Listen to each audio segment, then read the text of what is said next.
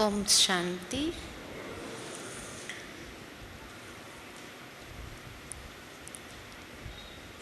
इस सीज़न में प्यारे बाप दादा ने एक बात का बार बार अटेंशन हमारा खिंचवाया, और वो है कि समय अनुसार अपने पुरुषार्थ की गति में भी तीव्रता लाने की आवश्यकता है, क्योंकि पुरुषार्थ हर एक का चल रहा है। लेकिन कल भी बार बार बाबा ने भिन्न भिन्न रूप से हम बच्चों को यही कहा कि चेक करो, अपने आप को चेक करना है, क्या हम अपने पुरुषार्थ से संतुष्ट है। जिस गति से हम चल रहे हैं, क्या हम उसमें संतुष्ट है। ब्राह्मण जीवन भगवान भाग्य विधाता के द्वारा मिला हुआ श्रेष्ठ भाग्यशाली जीवन, क्या इस जीवन के द्वारा, अपने कर्मों के द्वारा, अपने जमा के खाते के आधार से अगर हम अपने आप को देखें, तो क्या हम उससे संतुष्ट हैं। और अगर संतुष्टता में परसेंटेज है, तो इसका मतलब कि कहाँ न कहाँ हमें अपने आप को ठीक करने की आवश्यकता है, क्योंकि ये परसेंटेज नहीं होना चाहिए, ये अंतर ब्राह्मण जीवन में नहीं होना चाहिए। ये अंतर को मिटाना है हमें, और यही पुरुषार्थ करना है। उसके लिए जब मैं बाबा की सारी सीज़न की मुरलियों को देख रही थी, तो बाबा ने लगभग 3-4 मुरलियों में भिन्न भिन्न रूप से यही सहज पुरुषार्थ बच्चों के सामने रखा कि अब आने वाले समय के लिए जो तीव्र पुरुषार्थ का आधार है, वो सरल एक ही बात में है कि दुआएं दो और दुआएं लो। कभी कभी हम बच्चे बहुत खुश हो जाते हैं कि बाबा ने कितनी सरल विधि बता दी, बस यही करना है और इसी के आधार से हमारे पुरुषार्थ में तीव्रता आएगी, अंतर समाप्त हो जाएगा। लेकिन अगर हम चिंतन करें, तो जितना सरल रूप से कहा गया है, उतना सरल है नहीं, क्योंकि दुआएं देना और दुआएं लेना ये सहज स्वाभाविक कब हो सकता है। उसके लिए हमारी वृत्ति कितनी श्रेष्ठ होनी चाहिए, और वो श्रेष्ठ वृत्ति हो तब जाकर के हम दुआएं देने का कार्य कर सकते हैं। भक्ति मार्ग में भी भगवान को यही कहा गया है कि वो जानी जाननहार है।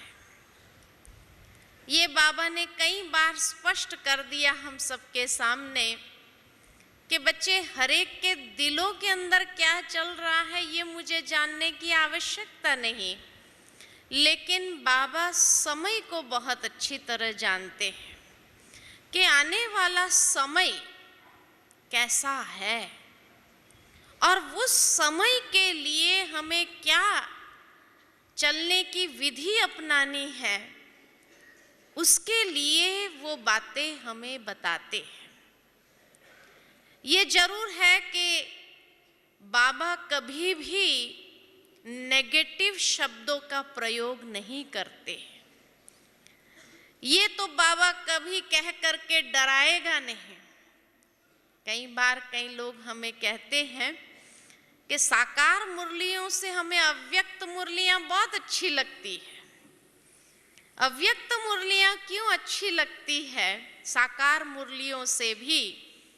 उसका कारण है क्योंकि अव्यक्त मुरलियों में बाबा ने हर बात पॉजिटिव वे में बताई है, लेकिन साकार मुरली में बाबा कभी कभी कड़क शब्द यूज करता था।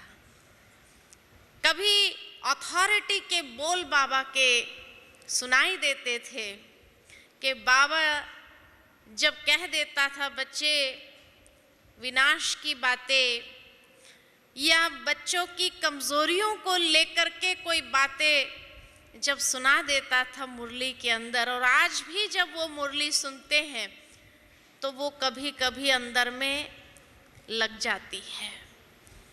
बाहर निकल करके कई बाबा के बच्चे कहते आज तो बाबा ने बड़ी कड़क मुरली चलाई,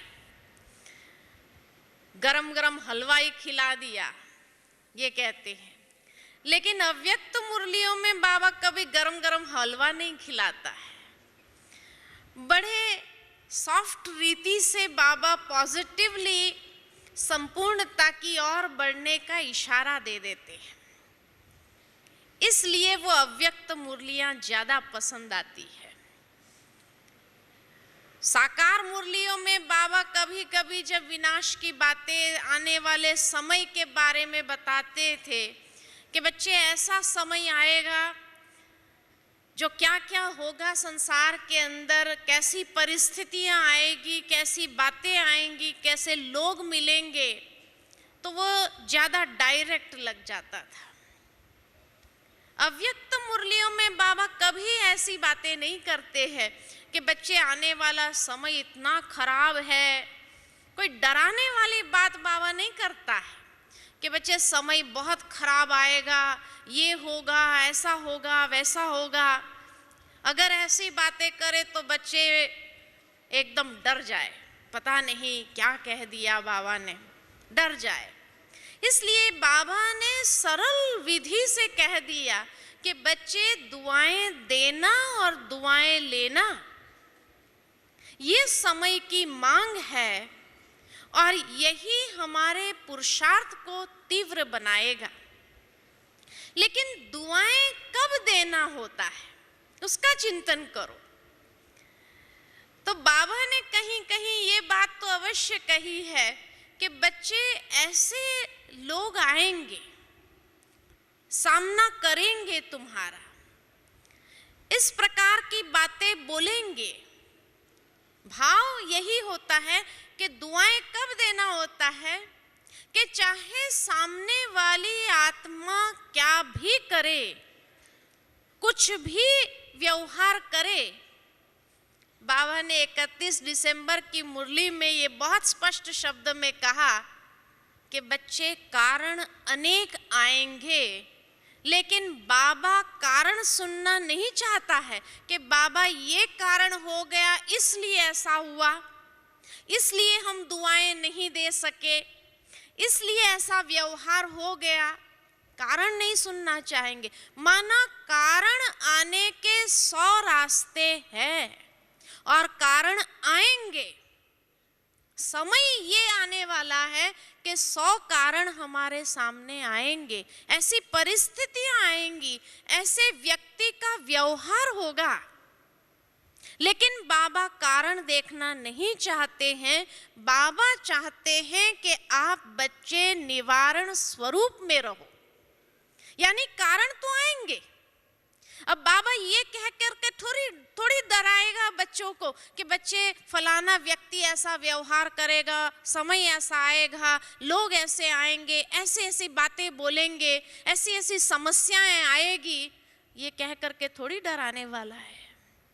बाबा ने ये कहा समस्याएं आएगी, लेकिन बाबा चाहता है कि आप बच्चों का स्वरूप समाधान स्वरूप हो। समस्याओं को वर्णन नहीं करो, समस्या का स्वरूप नहीं बनो, समाधान स्वरूप बनो। यानी समस्याएं आने वाली है, कारण आने वाले हैं, ये निश्चित है, लेकिन उस समय भी हमारा स्वरूप कैसा होना चाहिए। तो दुआ देने के लिए जो बाबा ने बहुत सुंदर बात पिछली मुरली में बताई कि बच्चे तुम क्षमा के सागर के बच्चे हो। क्षमा के सागर के बच्चे का स्वरूप कैसा होना चाहिए? क्षमा स्वरूप। दुनिया के अंदर जो महान आत्माएं, धर्म आत्माएं आ गई, उनकी विशेषता भी कौन सी थी? उनके जीवन की विशेषता भी यही थी कि उनके सामने कैसी भी आत्माएं आई, लेकिन उन्होंने सदा क्षमा की भावना रख करके उनको क्षमा कर दिया। चाहे क्राइस्ट के लिए दिखाया कि उसको जब कील पर चढ़ा रहे थे, तब भी उसने अपनी अंतिम प्रार्थना में भगवान के सामने यही कहा, हे प्रभु आप इन्हें क्षमा कर देना, क्योंकि उन्हें पता नहीं वो क्या कर रहे हैं। महावीर स्वामी के कान में जब खीले ठोके, तब भी उसने क्षमा अपना की ही भावना सबके प्रति रखी। महात्मा बुद्ध के जीवन में भी यही दिखाई दिया है कि हमेशा अंगुलीमल जैसे व्यक्ति को भी क्षमा दान दे दिया, इसलिए तो उनकी महानता है। ब्रह्मा बाबा के जीवन की महानता भी क्या है कि चाहे कैसे भी बाबा के सामने अनेक प्रकार के संस्कारों वाले बच्चे आए, लेकिन फिर भी बाबा ने उनके संस्कारों को नहीं देखा।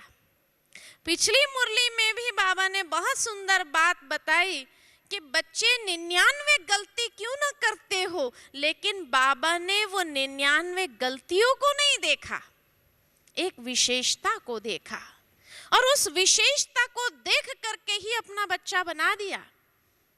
तो यही क्षमा के सागर के बच्चे की प्रथम विशेषता होनी चाहिए, क्योंकि दुआ देने के लिए अगर हमारे अंदर क्षमा करने की भावना नहीं है, तब तक शुभ भावना, शुभ कामना हमारे अंतर से निकलेगी नहीं। शुभ भावना रखो, शुभ कामना रखो, ये कहना सहज हो जाता है, लेकिन शुभ भावना, शुभ कामना रखने के लिए अंदर से कोई भी आत्मा क्षमा कर दो उसको। जिस प्रकार कोई अज्ञानी आत्मा उल्टा सीधा व्यवहार करती, उल्टा सीधा बोलते हैं, और उस वक्त हमारे अंदर यही आता, बेचारी अज्ञानी आत्मा है, बाबा को पहचानती नहीं इसलिए बोल रही है, और क्षमा कर देते हैं हम, और फिर भी उसके प्रति एक रूहानी दृष्टि वृत्ति हम रख सकते हैं कि एक न एक दिन ये बाबा को जरूर पहचानेंगे। इसी प्रकार कोई ज्ञानी आत्मा का भी स्वभाव संस्कार के हिसाब से, आज इतने जन्मों का हमारा हिसाब किताब है अनेक आत्माओं के साथ, क्योंकि पूरे 84 जन्म के चक्र में तो हम ही आते हैं ना, तो हमारे ही मैक्सिमम हिसाब किताब है। तो वो हिसाब किताब के आधार पर किसी का कैसा व्यवहार हो, किसी का कैसा व्यवहार हो, लेकिन उस वक्त उस आत्मा के प्रति भी ये रहम की भावना आना कि ये भी बाबा की बच्ची है, ये बाबा का बच्चा है, और क्षमा कर देना, तब उसके प्रति दुआएं स्वतः निकलेगी। दुआएं देना ये तो चलो फिर भी ठीक है हमारे प्रति, लेकिन बाबा ने जो दूसरा आधा शब्द कहा, दुआएं लेना, यानी हम ऐसे अपने आप को पात्र बनाएं जो दुआ स्वतः मिले। दुआ मांगने से नहीं मिलेगी। अगर हम लोगों को ये कहे कि आप मुझे दुआ दो, ऐसे कोई दुआ देने वाला नहीं है। चाहे हम कितना भी किसी के प्रति दुआओं की भावना रखे, क्षमा भावना कर दे, ये हमारी विशेषता है। मान लो एक एक ब्राह्मण की विशेषता हो कि हम दुआ देते, लेकिन दुआ मिलती किसको है? मांगने से तो मिलेगी नहीं। यानी ऐसा अपने आप को पात्र बनाना आवश्यक है। तो कौन सी पात्रता चाहिए दुआ प्राप्त करने के लिए? क्या होता है, हम दुआ दे तो दे सकते हैं, लेकिन लेने में कभी कभी दुख की फीलिंग्स को हम ले लेते हैं। किसी ने कुछ कह दिया, दुख की फीलिंग आ गई, तो दुख ले लिया और दुआएं दिया। नहीं, बाबा ने कहा दुआ देना भी है और दुआ लेना भी है। तो लेंगे कैसे? दुआ किसको मिलती है? सोचिए, दुआ किसको मिलेगी? बाबा ने एक मुरली में, तीसरी या चौथी मुरली के अंदर ही बाबा ने बहुत स्पष्ट बताया कि बच्चे, दुआ उसको मिलती है जो सुपात्र होता है।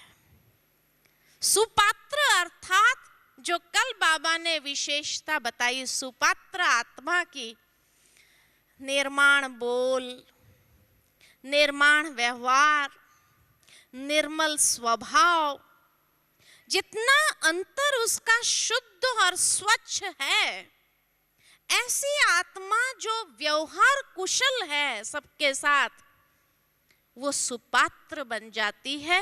और ऐसी सुपात्र आत्मा के लिए दिल से स्वतः दुआ निकलती है, जो व्यवहार कुशल होते हैं। दूसरा, दुआ उसको मिलती है जो समय पर किसको सहयोग दे देता है, आवश्यकता के हिसाब से किसको समय पर सहयोग देना, ये दुआओं का अधिकारी बना देता है। सहयोग ऐसे तो सब दे देते हैं, लेकिन समय पर आवश्यकता के हिसाब से सहयोग देना। यज्ञ हिस्ट्री में याद आता है कि जब यज्ञ के अंदर बेगरी पार्ट चल रहा था, कि जब यज्ञ के अंदर कुछ भी नहीं था, चाराना भी नहीं था, और उस समय जब बाबा के पास दादी जाते थे और कहते थे कि बाबा 350 को खिलाना है, घर में कुछ भी नहीं है, क्या करे? बाबा इतना निश्चय बुद्धि, साकार बाबा इतने निश्चय बुद्धि और निश्चिंत, दादी को कहते थे आप 10 बजे आना। 10 बजे बाबा कहाँ से लाएंगे? फिर भी चलो, बाबा ने 10 बजे बुलाया है, चले जाएंगे। 10 में 5 कम को दादी पहुंच जाते थे और कहते थे बाबा। बाबा कहते अच्छा बच्ची बैठो, जल्दी आ गई हो, बैठो। बिठाते थे अपने पास में, और 10 बजे पोस्ट आती थी और उस पोस्ट में 1000 रुपया आता था। भेजने वाला कौन था? बाबा जानता था, जिसको बाबा ने नाम दिया था मंदोदरी। रहती थी रावण के बीच में, रावण की नगरी में, लेकिन वहां रहते हुए भी इतनी उसको यज्ञ बाबा के प्रति भावना थी, जो समय पर सहयोग दिया था।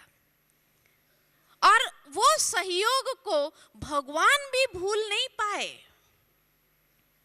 कि जब वो उस रावण की कैद से छूटी वो आत्मा, और जब मधुबन में आई, तो उस समय बाबा ने कहा बच्ची मेरा कमरा उसको दे दो, क्योंकि उस समय यज्ञ के अंदर उस तरह के रहने की व्यवस्था नहीं थी, और वो बड़े घर की थी। बाबा जानता था किस प्रकार से पली हुई थी, और उसके लिए बाबा ने कहा बाबा अपना कमरा खाली करके उस बच्ची को दे देगा। कहने का भावार्थ समय पर सहयोग दिया था, इसलिए भगवान भी उसके सहयोग को कभी भूल नहीं सकता है।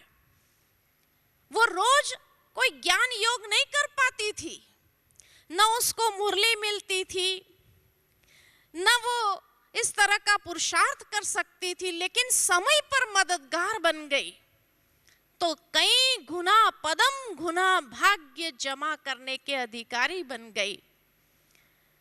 कई बार हम रोज बाबा की मुरली प्यार से सुनते हैं, योग भी करते हैं, लेकिन समय आता है और सहयोग जब देना होता है तो अपने कदम को पीछे हटा देते हैं। और समय पर अगर हम सहयोगी नहीं बने, बाबा के कार्य की बात नहीं कर रही हूं मैं, दुनिया की आत्माओं के प्रति भी, यह जहां पर भी आवश्यकता के हिसाब से हम देखें और वहां पर सहयोग देवे अपना, उस समय अपने आप को देखना है। और जब वहां सहयोग दिया तो उस आत्मा के अंदर से दुआएं निकलती ही है कि इसने मेरे को आवश्यकता के समय पर सहयोग दिया। कई बार कई लोग कहते हैं दुनिया में तो मानवता नहीं रही कि वो समय पर सहयोग देने के बजाय तमाशा देखने के लिए खड़े होते हैं कि देखें इसको कौन सहयोग देता है। अगर हम ब्राह्मण बच्चे भी अगर दुनिया वाली चाल को अपनाएं कि समय पर सहयोग देने के बजाय हम भी वो तमाशे वाली लाइन में खड़े हो जाए देखने के लिए कि तमाशा देखे अभी क्या होता है, तो क्या उसके प्रति दुआएं निकलेगी? इसलिए आवश्यकता के हिसाब से समय प्रति सहयोग देना ये स्वतः स्वयं को दुआओं के अधिकारी बना देता है और पुण्य के खाते को जमा करने की एक सर्वश्रेष्ठ विधि है। दुनिया के अंदर लोग अपने कदमों को पीछे हटा देते हैं, लेकिन दुआओं के पात्र वही आत्मा बनती जो समय पर अपने हिम्मत के कदम को आगे बढ़ाती है। जब सारी दुनिया ने कदम अपने पीछे हटाए, उस वक्त जो अपने कदम को आगे बढ़ाता है उसके प्रति अंतर से दुआ निकलती है कि ये व्यक्ति ने हिम्मत रख करके आकर के मेरी समय प्रति मदद किया। तो हिम्मत उसी समय रखने की बात है और उसी समय पर दुआ उस आत्मा के प्रति निकलती है। तीसरा दुआ लेने का आधार है कि कोई विशेष सेवा के निमित्त बन जाना। विशेष सेवा के निमित्त कब बन सकते हैं? बाबा ने हर बच्चे के अंदर विशेषता भरी हुई है और विशेषता के हिसाब से जब समय आता है तो वो पाठ खुलने का समय होता है और वो सेवा उसके सामने एक अवसर के रूप में आती है। अगर उस वक्त हमने ये कह दिया कि नहीं नहीं ये सेवा मेरे से नहीं होती है और नहीं करके हमने पीछे अपने कदम हटा लिए, तो सचमुच वो भाग्य के दरवाजे बंद हो जाते हैं। क्योंकि जब कोई विशेष सेवा अवसर के रूप में आपके सामने आती है और वो आपके दरवाजे को खटखटाती है, उस वक्त वो विशेष सेवा आपको विशेष भाग्य के अधिकारी बनाने वाली होती है, जिसको दुनिया में कहते हैं कि सिमसिम दरवाजा खुल जा। सिमसिम दरवाजा खुल जा कि जिस वक्त हमने ये कहा कि ठीक है हम ये सेवा करेंगे, ये सेवा का अवसर अगर मेरे सामने आया है और हाजी बन करके आज्ञाकारी बन करके हम वो सेवा में अपने आप को निमित्त बना देते हैं, तो भाग्य के दरवाजे एक के बाद एक खुलने लगते हैं। लेकिन जिस वक्त अगर हमने ये कहा कि नहीं नहीं ये सेवा मेरे से नहीं होगी, ना किया माना, जैसे साकार बाबा कहते थे, ना किया माना नास्तिक। जिसने समझा ही नहीं कि भाग्य विधाता ने मेरे सामने यह अवसर क्यों भेजा है, जरूर कोई विशेष भाग्य प्रदान करने के लिए भेजा है, लेकिन उस वक्त अगर हमने ना कर दिया, माना भाग्य के दरवाजे को सदा के लिए बंद कर दिया और वो भाग्य दूसरे किसी के पास चला जाता है। जब विशेष सेवा के निमित्त बन जाते हैं, तब वो भाग्य के भी अधिकारी बना देती, और जिन आत्माओं की सेवा के निमित्त बनते हैं वो सर्व आत्माओं की दिल की दुआ और परमात्म दिल की दुआ भी हमें प्राप्त करने के अधिकारी बनाती है कि भगवान भी ऐसी आत्मा को देखकर खुश होता है कि नहीं, ये आज्ञाकारी बन करके उसने हाँ किया। तो वो विशेषता नहीं होगी तो भी भगवान वो विशेषता भर देगा। मुझे याद आता है कि जब एसएमएल की ट्रेनिंग शुरू हुई और हमको आता नहीं था, हमने मना किया था कि नहीं, ये सेवा हमसे नहीं होगी, और जब हमने मना किया फिर भी कहा नहीं जाओ, और हमने सोचा ठीक है चले जाते हैं। और जब हम उस सेवा में कूद पड़े तो कैसे विशेष आत्माओं की सेवा जो उससे होने लगी, तो विशेष भाग्य के अधिकारी बनाया उस सेवा ने कि उसी सेवा के आधार पर मधुबन निवासी बनने का जो भाग्य मिला, और मधुबन निवासी बन करके जो भाग्य आज यहाँ सेवा करके अनेक देश विदेश में जिस प्रकार सेवा की लॉटरी मिलती गई, तो ये क्या कहेंगे कि एक सेवा ने किस प्रकार विशेष भाग्य के अधिकारी बना दिया। तो ये मैनेजमेंट आता नहीं था, लेकिन हाजी करके आज्ञाकारी बन करके उस सेवा के निमित्त बन गए। निमित्त बने तो अनेक आत्माओं की दुआएं स्वतः प्राप्त होने लगती है, और वही दुआएं किस प्रकार भाग्य बनाती जाती है। इतना ही नहीं, लेकिन मैनेजमेंट की विशेषता न होते हुए भी वो विशेषता बाबा ने कैसे भर दी कि जो किसी के सामने खड़े होकर बोलने की हिम्मत नहीं थी, लेकिन किस प्रकार बड़े बड़े बुद्धिजीवी आत्माओं की बुद्धि को पलटाने की वो विधि उस वक्त भगवान ने विशेष वरदान के रूप में दे दी। तो ये मेरे अपने जीवन का एक प्रत्यक्ष अनुभव है कि जब भी हम कोई विशेष सेवा के निमित्त बनते हैं, वो अवसर एक बार आता है, लेकिन एक बार आकर के अगर हमने नाजी किया तो भाग्य का दरवाजा सदा के लिए बंद हो जाता था और हम वहां के वहां ही होते थे। जीवन में कोई प्रगति नहीं कर पाते थे, कभी जीवन में आगे नहीं बढ़ सकते थे। लेकिन हाजी किया, आज्ञाकारी बने, तो आज भगवान ने कहां से कहां पहुंचा दिया, और कितना श्रेष्ठ भाग्य के अधिकारी, किस प्रकार दुआओं के अधिकारी बनाया, जो स्वतः बाबा की दुआएं, आत्माओं की दुआओं को अनुभव कर सके। चौथी विशेष बात है दुआओं को प्राप्त करने का, और वो है कि जब भी किसी कार्य के लिए भगवान हमें निमित्त बनाता है तो समय पर उस कार्य को संपन्न करना। अगर समय बीत जाने के बाद अगर हम संपन्न करते हैं तो कभी दुआएं नहीं मिलती है, लेकिन समय पर अगर कोई कार्य को संपन्न किया तो स्वतः जिन भी आत्माओं को फायदा मिलता है वो स्वतः दिल से दुआ देती है कि समय पर आपने ये काम पूरा कर दिया। ये बहुत बड़ी एक गिफ्ट मिल जाती है, क्योंकि बाबा ने हमेशा कहा है कि दुआएं लिफ्ट है, वो लिफ्ट का कार्य करती है कि आप यहाँ होते हैं, लेकिन दुआएं ऐसी लिफ्ट है जो आपको सीधा ऊपर चढ़ा सकती है और ऐसी स्थिति पर ला करके खड़ा कर देती जहां स्वयं को स्वयं से संतुष्टि, आत्मा अंदर से स्वयं से संतुष्टता का अनुभव करती।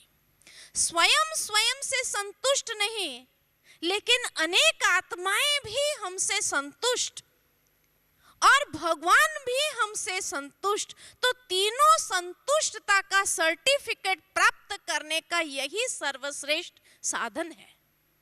इसलिए दुआएं ऐसी लिफ्ट है जो तीनों सर्टिफिकेट को प्राप्त करने के अधिकारी बना देती है। इतनी श्रेष्ठ दुआओं का कार्य है अपने जीवन के अंदर। इसलिए बाबा ने हर बार इस सीजन की मुरली में कहा कि पुरुषार्थ में तीव्रता का आधार क्या है? दुआएं देना और दुआएं लेना। यानी अपने आप को ऐसा पात्र हम बनाए जो दुआएं स्वतः मिलती जाए। तो पुरुषार्थ में जो तीव्रता, यानी ये लिफ्ट में आप बैठ करके कितनी श्रेष्ठ स्थिति को प्राप्त कर सकते हैं, ये खुद अनुभव करके देखो। बहुत सुंदर अनुभव होता है। एक आंतरिक प्रसन्नता का अनुभव, एक आंतरिक खुशी का अनुभव, एक आंतरिक संतुष्टि का अनुभव स्वयं में होने लगता है। दूसरा, बाबा ने इसलिए दुआओं को लेने का कारण बताया कि आने वाले समय में बड़े से बड़ी समस्याएं आएगी और बड़े से बड़ी समस्याओं को पार करने का अगर हो, सेकंड में उसको पार करना हो या सरल रीति से उसको पार करना हो, तो दुआओं की शक्ति ही हमें सरलता से उसे पार करा देगी। नहीं तो नहीं हो सकेगी, उस समस्या में फंस जाएंगे। लेकिन दुआओं की शक्ति है तो सहज पार हो जाएंगे। बहुत सरलता से, जिसको कहे मक्खन से बाल निकल जाता है। कई बार हम देखते हैं कि किसी के जीवन में गाड़ी में जाते हैं, बहुत बड़ा एक्सीडेंट होता है। एक्सीडेंट होता है, गाड़ी की हालत देखो तो ऐसा लगता है इसमें कोई बचा नहीं होगा, कोई बचा नहीं होगा। लेकिन जब उन लोगों से मिलते हैं, उनको एक खरोच तक नहीं आई होती है, तो उस समय क्या कहते हैं? जरूर कोई पिछला दुआओं का खाता है आपके पास जमा के रूप में, जरूर कोई पुण्य का खाता जमा के रूप में है, और यही आज आपके सामने आया वो पुण्य का खाता, जिससे आप इतने बड़े एक्सीडेंट में भी बिना खरोच, कोई खरोच भी नहीं, और ऐसे मक्खन से बाल की तरह बाहर निकल आए। कहने का भावार्थ कि आने वाले समय में बड़े से बड़ी परीक्षाएं आने वाली है, बड़े से बड़ी समस्याएं आने वाली है, बड़े से बड़ी परिस्थितियां आने वाली है, और अचानक का पेपर ज्यादा आएगा।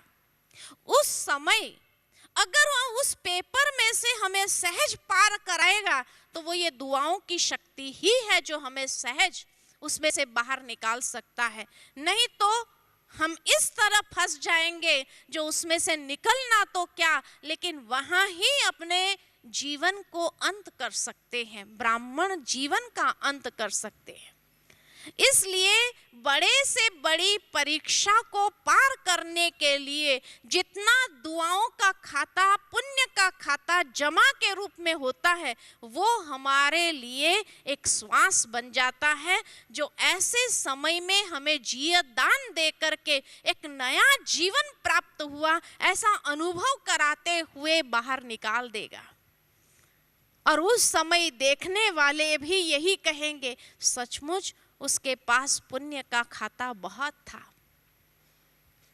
और बात जो बाबा ने बताई कल की मुरली के अंदर दुआओं के लिए, कि दुआएं किसको मिलती है, ब्लेसिंग्स किसको मिलते हैं?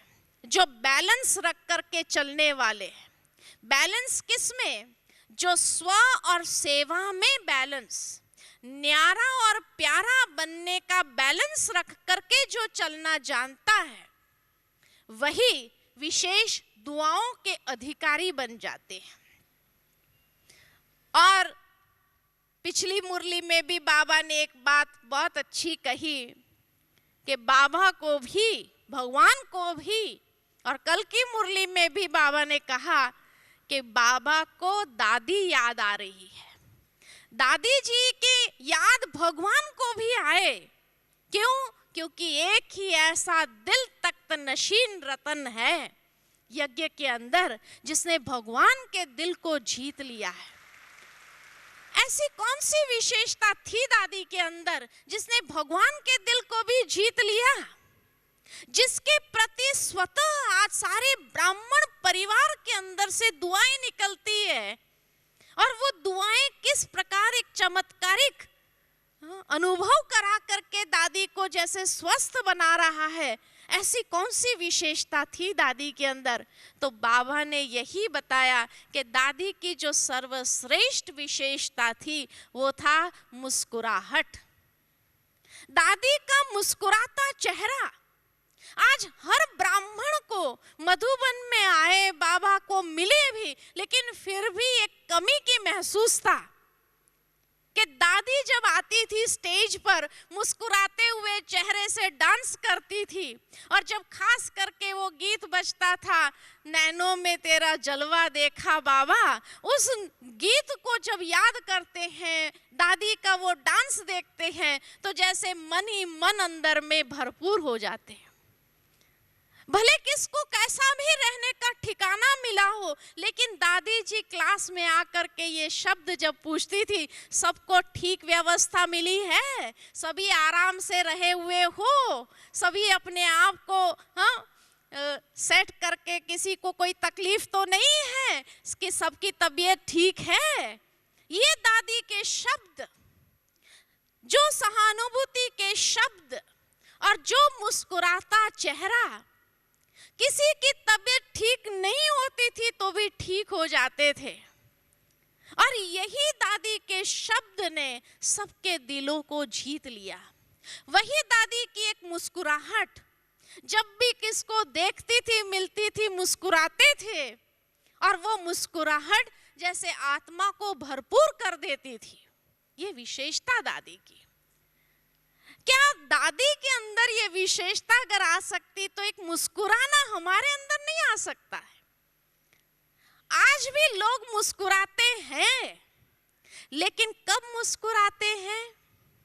दुनिया में भी लोग मुस्कुराते हैं, लेकिन कब मुस्कुराते हैं? दूसरों के पैर को खींच के, उसकी टांगों को खींच के नीचे गिरा के फिर मुस्कुराते हैं। क्या ऐसी आत्मा को दुआ मिलेगी? क्या ऐसी मुस्कुराहट को दुआ मिलेगी? लेकिन दादी की मुस्कुराहट ने हमेशा आत्माओं को उड़ाया, आत्माओं को हल्का बनाया। किसी को गिराने की भावना दादी के मन में नहीं, चित्त में नहीं। दुनिया की आत्माओं तो एक दूसरे को गिरा करके मुस्कुराते हैं, और वो मुस्कुराना भी कैसा होता है, और वो मुस्कुराना कोई दुआओं का पात्र नहीं बनाता है। और इसलिए ब्राह्मण जीवन में भी दुआओं को कमाने की सर्वश्रेष्ठ और सरल विधि अगर है, तो किसी को उठाने में, गिरे हुए को उठाने में जो मुस्कुराहट उसके चेहरे पर आती है, और जो खुशी का अनुभव उसको दे सकते हैं, वो दुआओं का पात्र अनुभव कराएगा अपने को। इसलिए कहा, आज जैसे कोई रास्ते पर गिर जाता है और उसको आप हाथ दो, कि हाथ दे करके उसको उठा लो, उठाएगा तो उस समय जो उसके चेहरे पर एक लकीर जो आ जाती है मुस्कुराहट की, और अंदर से, उसके अंदर से दुआएं निकलती है कि भगवान आपको सुखी रखे। इतना तो जरूर कहेंगे, है ना, भगवान आपको सुखी रखे, ये तो जरूर कहते हैं। कहने का भावार्थ, क्या हम इतना भी नहीं कर सकते कि किसी आत्मा के चेहरे के ऊपर एक मुस्कुराहट की लकीर लाना, और उसके चेहरे पर वो लकीर जब आती है तो स्वतः अपने चेहरे पर भी वो मुस्कुराहट की लकीर खींच जाती है, और वो आत्मसंतुष्टि का अनुभव कराता है, वो दुआओं का पात्र बनाएगा। इसलिए जो कहा कि दादी जी के अंदर जो विशेषता थी मुस्कुराहट की, लेकिन वो मुस्कुराहट कौन सी? गिरे हुए को उठाने वाली, अपकारियों पर उपकार करने वाली। और ये विशेषता अगर हमारे जीवन में भी आ जाए तो सचमुच बहुत सहज सरल रूप से हम दुआओं को कमा सकते हैं और ये अपना जमा के खाते को बढ़ा सकते हैं, अपने पुण्य के खाते को। जो बाबा ने कल 3 खाते की बात की, खाली कल की मुरली में नहीं किए, लेकिन पहले की मुरली में भी बाबा ने 2 मुरलियों में ये 3 खातों की बात बताई है इसी सीजन में। तो ये तीनों खातों को अपने आप में भरपूर करना है, तो यही है कि दुआओं को प्राप्त करने के पात्र बनने के लिए ऐसे कर्म करना और ऐसी विशेषता धारण करके विशेष सेवा के निमित्त बन करके उस कार्य को समय पर उसको संपन्न करके अनेक आत्माओं के जीवन के अंदर सुख शांति और खुशहाली फैलाना, यही हम ब्राह्मणों का कर्तव्य है। ब्राह्मण बन करके अगर ये नहीं किया तो चाहे कितना भी योग लगाने के लिए बैठ जाओ, हाँ, योग लगने वाला नहीं है। यही शिकायत बनी रहेगी, हमारा योग नहीं लगता है, हमारा योग नहीं लगता है। योग तभी लगेगा जब हमारा पुण्य का खाता जमा होगा, जब हमारा दुआओं का खाता जमा होगा। वो आत्म संतुष्टि उड़ने का अनुभव कराएगा, वही योग में बहुत सुंदर से सुंदर अनुभव कराएगा, क्योंकि अंदर से आत्माओं को हल्केपन की महसूसता आएगी। तो इसलिए योग को सरल करने की विधि भी अगर यही है, क्योंकि तभी भगवान के दुआओं के पात्र बनेंगे। और भगवान का दुआओं भरा हाथ जिसके ऊपर हो उसका क्या कहना, सोचो। उसको योग लगाने की आवश्यकता नहीं, भगवान का योग उसके साथ स्वतः लग जाता है, जिसका प्रत्यक्ष प्रमाण अभी हमने देखा कि भगवान बार बार दादी जी को याद कर रहा है, तो भगवान का योग दादी जी के साथ है। दादी जी स्वयं में अपने आप में, हाँ, उसी झूले में झूल रही है, खुशी भरे झूले में झूल रही है। हॉस्पिटल की फीलिंग भी नहीं है दादी को, ये प्रत्यक्ष प्रमाण है। इसलिए कहा कि हमें योग लगाने की आवश्यकता नहीं, लेकिन हमारा कर्म, हमारा जीवन ऐसा हमें अपने आप को पात्र बना देगा जो भगवान स्वतः हमें याद करे, भगवान का योग हमारे साथ हो। तो भाग्यशाली कौन हुए? हम भाग्यशाली हुए कि जिसको भगवान याद करे। ऐसा अपने आप को सौभाग्यशाली हमें बनाना है। तो यही पुरुषार्थ में तीव्रता लाने का आधार है, और ये पुरुषार्थ में जो तीव्रता लाता है वो लिफ्ट में चढ़ जाता है, बड़े से बड़ी समस्याओं को सरलता से पार कर लेता है। बड़े से बड़ी परिस्थिति को पार करना उसके लिए कोई बड़ी बात नहीं, और अपने जमा के खाते के आधार पर पूरे 84 जन्म तक वो खाता ऐसा भरपूर रहता है। जैसे ब्रह्मा बाबा का हमने मिसाल देखा कि अंतिम जन्म में भी इतना श्रेष्ठ जीवन, तो जमा का खाता कितना होगा जो अंतिम जन्म भी इतना श्रेष्ठ हो। तो यही विधि है कि जितना दुआओं के आधार पर हम अपने जीवन को आगे बढ़ाएंगे, जितना हम समय पर सहयोग देंगे, जितना हम दूसरे को गिरे हुए को उठाने का कार्य करेंगे, उतना ही वो हमें दुआओं के अधिकारी स्वतः बना देगा। तो दुआएं प्राप्त करना है, क्योंकि दुआओं का महत्व ब्राह्मण जीवन में बहुत महान है। इन्हीं शब्दों के साथ वाणी को विराम देती हूँ। ओम शांति।